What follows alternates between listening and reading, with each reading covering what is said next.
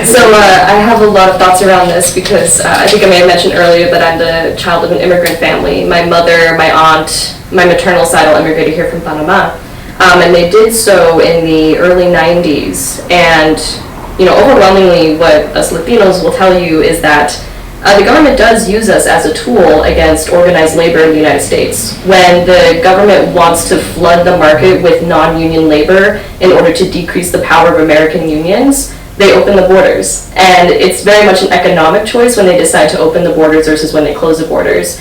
And so, yeah, there is an undeniable tension there between, the immigrant workers coming in to take quote-unquote American jobs because it is an economic choice. But it's an economic choice on the American government's part to try to kneecap organized labor, to try to weaken the power of unions in America, because what they want to do is they want to make it so unions are not able, the bargaining units are flooded, they can't speak the same language, and so workers' rights over time become weaker and weaker, and then more states become, right to work states, you don't have the same union protections, pensions go away.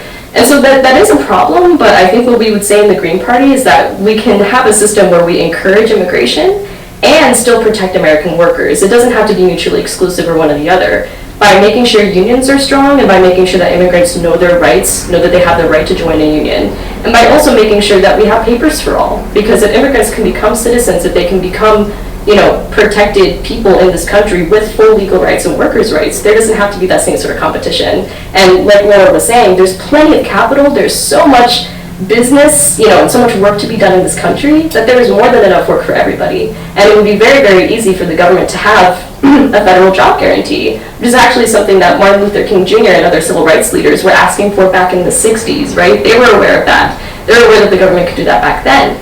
Now our GDP has only grown, and that is something that we could definitely provide to all workers. And I would also say for the climate change aspect, the United States, we use, in proportion to our population on the world stage, we use an insane amount of resources, we have an insane amount of emissions, and we are causing droughts, and we are causing economic catastrophes because of the climate change we are causing in other countries. So I would contend that we kind of have a moral responsibility to accept immigrants that are coming here looking for work because we are causing those things in other countries.